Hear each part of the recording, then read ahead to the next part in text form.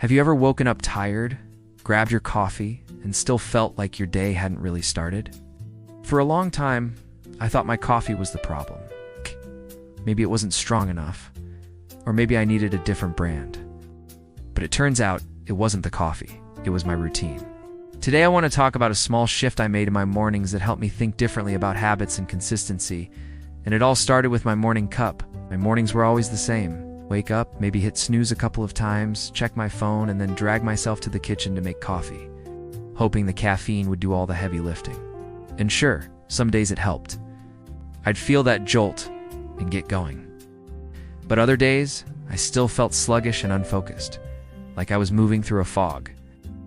I'd finish my cup and still feel like I was waiting for my brain to turn on. The worst part was that instead of changing anything, I just kept repeating the same routine day after day and expecting a different result. It's that classic definition of insanity, right? I was stuck in a loop, blaming my coffee when the real issue was my mindless, repetitive habit. Eventually, I just got tired of being tired. I realized I had to change something, but I stopped looking for those extreme, life-altering changes. I knew I didn't want a strict, complicated plan that would require a ton of willpower.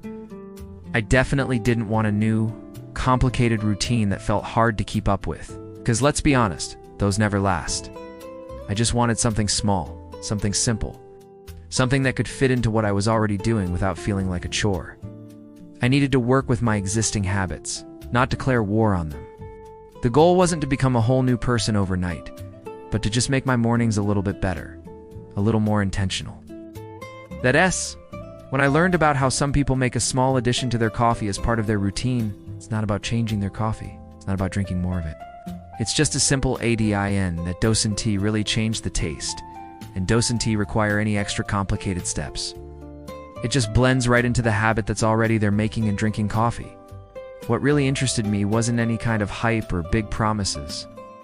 It was the simple, brilliant idea of working with your habits instead of constantly fighting against them. It felt less like a struggle and more like a smart, subtle upgrade to something I already did every single day without fail. If you're curious about what I'm talking about and want to learn more, I've put a link for you right at the top of the description. You can click on that and read all about it. I'm not here to convince you of anything. I just wanted to share my experience. The link is just there for people who want to look it up for themselves and decide if it's something that might resonate with them. No pressure at all, it's just a resource if you're interested. And just to be super clear, this isn't me giving advice or making a guarantee of any kind. Everyone's body and routine are different. And what matters most is finding those small, sustainable changes that actually feel realistic for you in your life. For me, this was all about being more intentional with something I already do every single morning. It was about taking a mindless habit and turning it into a mindful moment. So again, if you're curious, go ahead and check the link in the description. I will also pin it in the comments to make it really easy for you to find. Thanks so much for watching, and I'll see you in the next one.